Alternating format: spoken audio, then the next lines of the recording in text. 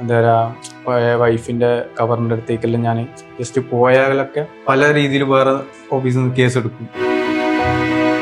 പിന്നെ പുള്ളിന്റെ സ്റ്റോറി എല്ലാം കേട്ടപ്പോ ഒരു ഇമോഷണൽ ആയിരുന്നു. ഇതായിക്കൂടാ, നിനക്ക് കേസുണ്ട്, കേസിൽ പറയുന്നുണ്ട്. അപ്പൊ അഡ്വക്കേറ്റിനോട് ചോദിക്കും, അഡ്വക്കേറ്റാണ് കേസിലുള്ളവർക്ക് ജീവിക്കണം. മോനുമില്ല, മോനെ കിട്ടാൻ കുറേ ഓടി ആടെ പോയി കഴിഞ്ഞാൽ ഓരോ കഥകൾ ഉണ്ടാക്കുന്നു ഓരോ ദിവസം. ശത്രുക്കൾ ഉണ്ടല്ലോ, ഐ മീൻ സോഷ്യൽ മീഡിയയിലെ ശത്രുക്കൾ. ഇത് കണ്ടപ്പോ എന്താ തോന്നി ശരിക്കും? സഫ അറിഞ്ഞപ്പോ എന്താ സഫയ്ക്ക് തോന്നി? ഞാൻ അറിയാതെ ഡിവോഴ്സോ അല്ല, ഓൾറെഡി ഫസ്റ്റ് ഇങ്ങനെ സോഷ്യൽ മീഡിയയിൽ ആദ്യമായിട്ടല്ലേ ഇങ്ങനെ പ്ലാറ്റ്ഫോമിൽ വരുന്നത്. ആദ്യമൊക്കെ ഇതുപോലത്തെ കുറെ ഫേക്ക് ന്യൂസ് കേട്ടിട്ടുണ്ട്. അപ്പൊ ഭയങ്കര വിഷമം ഇതൊക്കെ തോന്നിയിട്ടുണ്ട്. പിന്നെ കുറച്ച് കഴിഞ്ഞപ്പോ ശീലായി. പിന്നെ ഇത് വലിയ സംഭവമായിട്ട് തോന്നിയില്ല. ആദ്യമൊക്കെ ഇങ്ങനെ കുറെ കാര്യങ്ങൾ ഈ ബാഡ് ആയിട്ട് കമന്റ്സ് ആണെങ്കിൽ അല്ലെങ്കിൽ എന്തെങ്കിലും വരുമ്പോഴത്തേക്ക് ഇരുന്ന് കരയൊക്കെ ചെയ്യുന്ന കൂട്ടത്തിലാണോ? കരഞ്ഞില്ല, ബട്ട് ഞാൻ ഇങ്ങനെ പറയും, ഇതെന്താ ഇവര് ഒരു ബന്ധമില്ലാത്ത കാര്യം പറയണേ എന്നുള്ള രീതിയിൽ. പിന്നെ ഒക്കെ മനസ്സിലായ കാര്യം പറയും, ഇപ്പോഴാണ് ശരിക്കും മനസ്സിലായത് ഇങ്ങനെ ഇല്ലാത്ത കഥകൾ വരുന്ന. മുന്നേ സോഷ്യൽ മീഡിയ കാണുമ്പോ എല്ലാം വിശ്വസിക്കുമായിരുന്നു, ഇങ്ങനെ ഈ ആക്ടേഴ്സിന്റെ ആണെങ്കിലും എല്ലാം വിശ്വസിക്കുമായിരുന്നു. അതിനുശേഷം അനുഭവം വന്നപ്പോ ഓരോ സിനിമാ നടന്മാരുടെ കാര്യം ഓരോ വീഡിയോസിൽ നമ്മൾ ബ്ലോഗർമാർ ഇടുന്നില്ലേ, ചെറിയ ഒരു ഷോർട്ട് വീഡിയോ ആക്കിയിട്ട് അവരെ ചരിത്രങ്ങള് അങ്ങനെ അതൊക്കെ നമ്മൾ കേൾക്കുമ്പോൾ വിശ്വസിക്കുമല്ലേ. പക്ഷെ പിന്നെ അകലോൾ ഇങ്ങനെ മനസ്സിലാക്കി അതും വെറുതെ ഇങ്ങനെ അവർ തോന്നുന്ന പറഞ്ഞുണ്ടാക്കുകയാണല്ലോ എന്നുള്ള രീതി. ഇപ്പൊ സഫ അതിനോടൊക്കെ പൊരുത്തപ്പെട്ടു വന്നിരിക്കുന്നു. കേൾക്കുമ്പോ ഒന്നും തോന്നാറില്ല. ഇങ്ങനെ സ്കിപ്പ് ചെയ്ത് പോകുമ്പോഴത്തേക്ക് സ്കോളിലേക്ക് പോകുമ്പോഴത്തേക്ക് കാണും അടുത്ത ഇതാണോ, ശരി, അങ്ങനത്തെ ഒരു മൈൻഡാണ് ഇപ്പൊ പുള്ളിക്കാരിക്ക് അല്ലേ? ആണ്. മെഹനു എന്താ പറയാറുള്ളത് ഇങ്ങനെയൊക്കെ കാണുമ്പോ? മെഹനുവിന് പിന്നെ അതിലും കൂടുതൽ ശീലമായി.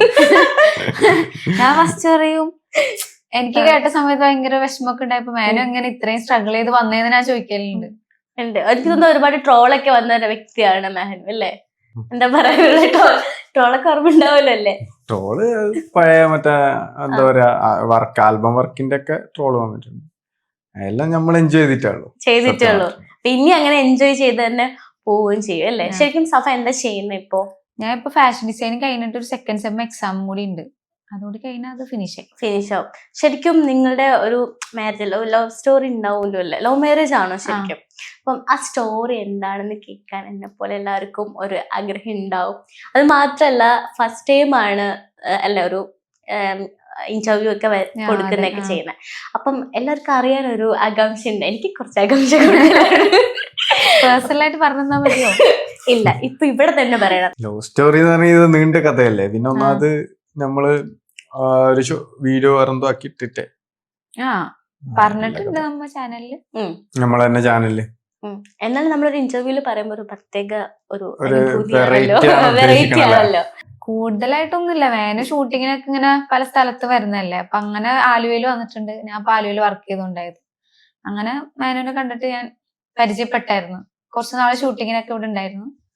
അങ്ങനെ പരിചയപ്പെട്ട് ഫസ്റ്റ് നല്ല ഫ്രണ്ട്ലി ടൈപ്പ് ആയിരുന്നു. പിന്നെ പുള്ളിന്റെ സ്റ്റോറി എല്ലാം കേട്ടപ്പോ ഒരു ഇമോഷണൽ ആയിരുന്നു, ഒരു സങ്കടമൊക്കെ തോന്നിയിട്ടുണ്ട്. അങ്ങനെ പതിയാണ് ഇങ്ങനെ ഒരു റിലേഷനിലേക്ക് വന്നത്. വലിയ സ്റ്റോറി ഒന്നുമില്ല. വീട്ടിലെങ്ങനെയായിരുന്നു? കാരണം മെഹനുവിന്റെ കാര്യങ്ങളൊക്കെ വീട്ടിൽ പറഞ്ഞപ്പോഴത്തേക്ക് ഫാമിലി എങ്ങനെ? ഫസ്റ്റ് കുറച്ച് എതിരുണ്ടായി, ഇങ്ങനെ ഒരു ഇതൊക്കെ ആയി.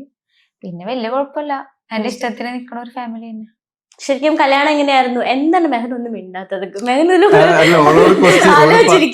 ഓളോട് പറയല്ലേ അത് കഴിഞ്ഞിട്ട് മാരേജിനെ കുറിച്ച് ഞാൻ മെഹനോട് ചോദിക്കാണ്, എന്താ പറയാനുള്ളത്? അതായത് ഇപ്പം ഓളോട് ചോദിച്ചാൽ ഫാമിലി ഇപ്പം രണ്ട് ഫാമിലിയിലും എതിർപ്പായിരുന്നു. അത് ലോങ്, പിന്നെ അങ്ങനെയുള്ള ഒരു എതിർപ്പ് ഫസ്റ്റ് ഉണ്ടായിട്ടുണ്ട്.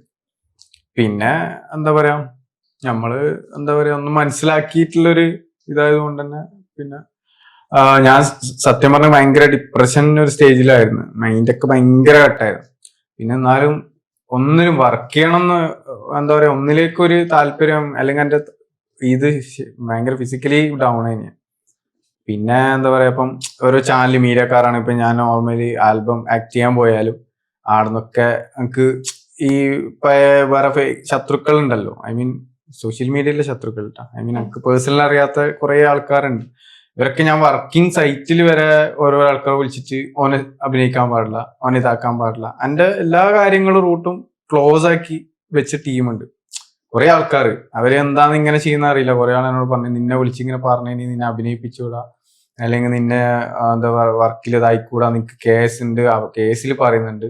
അപ്പൊ അഡ്വക്കേറ്റിനോട് ചോദിക്കും, അഡ്വക്കേറ്റ് കേസിലുള്ളവർക്ക് അത് ജീവിക്കണ്ടേ, അവർക്ക് പണിയെടുക്കണ്ടേ. ഇങ്ങനെ ഒരു പണിയെടുക്കുന്ന സമയത്ത് അവരെ വർക്കും കാര്യങ്ങളെല്ലാം ഇങ്ങനെ ബുദ്ധിമുട്ടിച്ചാല് അങ്ങനെ തന്നെ കുറേ നടത്തിയിട്ടുണ്ട്.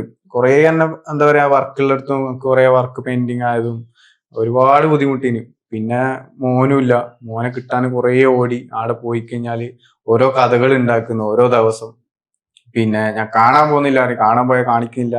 ആടുന്ന് DYSP ഓഫീസിൽ നിന്നും ആടുന്ന് കോള് വന്നിട്ട് നീ ആടെ പോകാൻ പാടില്ല, നിനക്ക് കുഞ്ഞിനെ വേണമെന്നുണ്ടെങ്കിൽ നീ ലീഗലായിട്ട് ഇതാക്കണം, അങ്ങനെ ആക്കണം. എന്താ പറയാ അങ്ങനെ പല രീതിയിലും.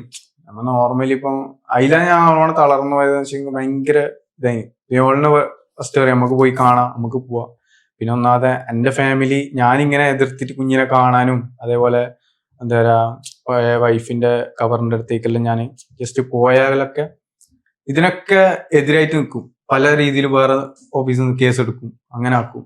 പിന്നെ എന്താ പറയാ ആളെ കവറിന്റെ അടുത്ത് പോയിട്ട് ഒരു പുല്ല് ജസ്റ്റ് ഒന്ന് ക്ലീൻ ആക്കി കഴിഞ്ഞാൽ അതിന് വേറെ കേസ്, എന്തോ നീതി കുറച്ചെടുത്ത്, അങ്ങനത്തെ രീതിയിലുള്ള ഒരു ടോക്കിങ്, ഒരു ഭയങ്കര ഹറാസ്മെന്റ് ചെയ്തിട്ടാണ് ലൈഫ് ഇങ്ങനെ എത്ര കാലം പോയിക്കൊണ്ട്.